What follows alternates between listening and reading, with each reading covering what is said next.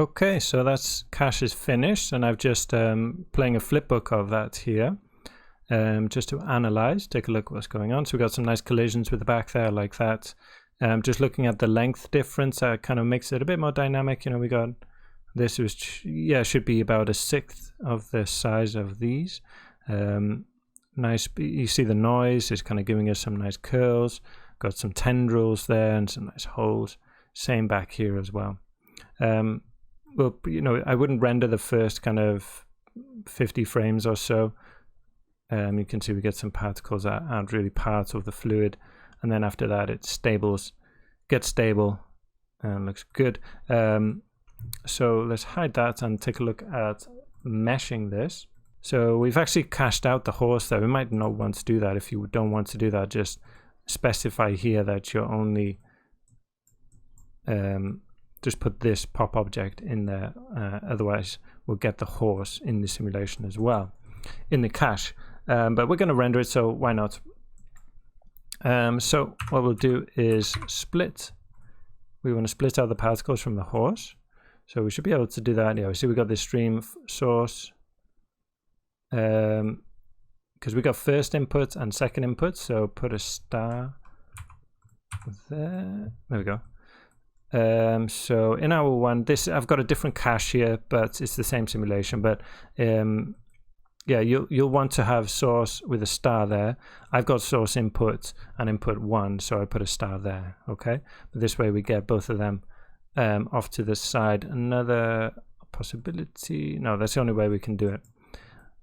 So we'll get the horse out to one side, and we want to subdivide that horse down from the right.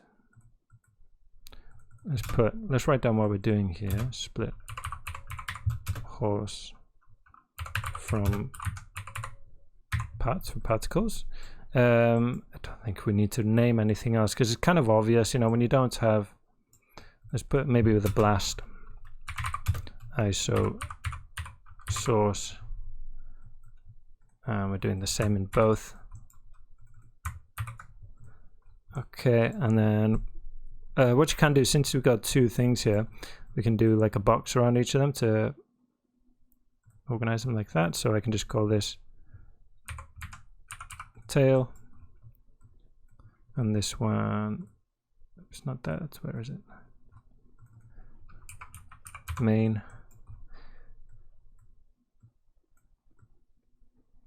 Okay, and then we could even put one around here and call this the collider. It's not collider. And also, why not give them some nice colors? I don't know why. Just looks better. Select that, make it blue, and select this. And this one will have to be yellow.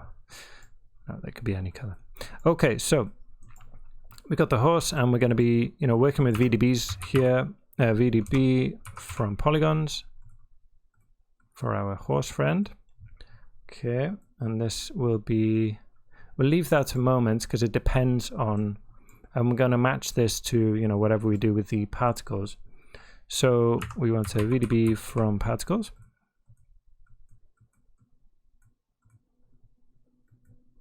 So point radius obviously is way too big there, so drop that down 00 to 5. And then the voxel, so that's smaller than our voxel scale now, so that'll have to drop down 0015. There we go. Let's move forward a little. A bit more. There we go.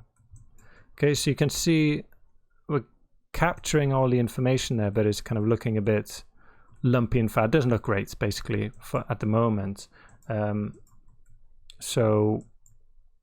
What we're going to do first is merge these together. So this will be that same voxel size so that they blend together nicely. Will take a while. Okay, and then I'm going to do a VDB combine to merge these together and set this to, where are we? Operation SDF union. Okay, and then what we'll get is a nice, well, later we'll get a nice kind of a blend between them here and at the tail as well. Now, VDB reshape.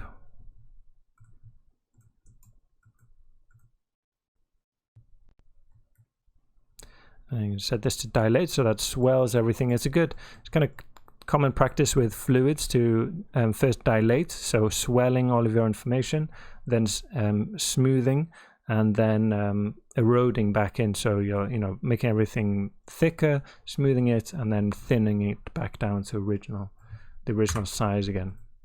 So dilating will, as you can see now, inflate it.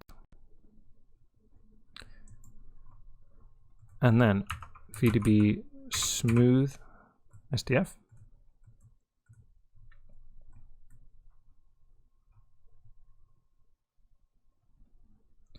Okay, and we can push the iterations up. The more iterations, the smoother it gets. You can see that takes a while now. And the iterations, the radius, we can push that up a bit as well.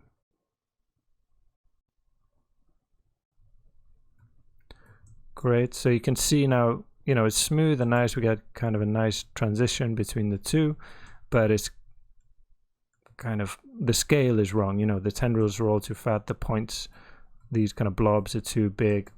So another VDB reshape SDF. And here we will erode a bit more, 2.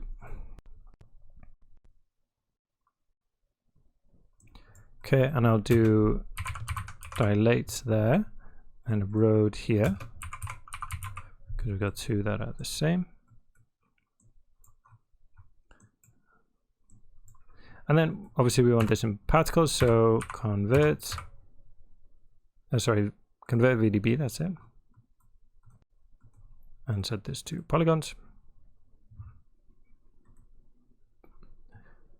Okay, and with that we'll get a whole load. We've got 5 million points, which we don't need.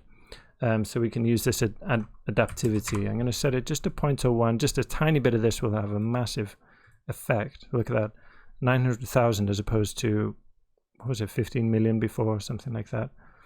So it's you can see how much longer that's taking.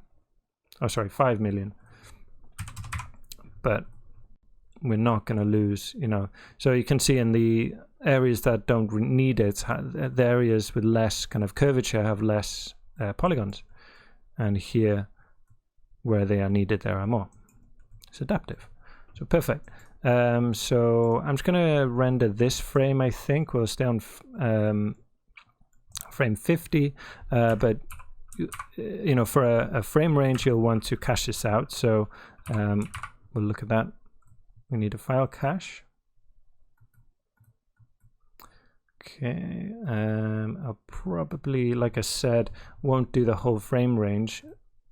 So, because we've kind of got like I can't remember what you call it, the pre-roll or something like that for the sim. The first 50 frames, they don't look good. So we're not going to render them, or I don't need to mesh them either. So this can again go into, no, I'll put this in geometry. We'll call it horse sim mesh. Oh, I don't know why I've got arrows there. Let's put dashes. Doesn't matter what you put there. Don't want $OS. We'll put file cache, that whatever your name of your node is. We want $F3 or 4, doesn't matter. .geo. Okay, so uncheck load from disk. Save that. I'm not going to do it, but go ahead and do that. And yeah, that's it.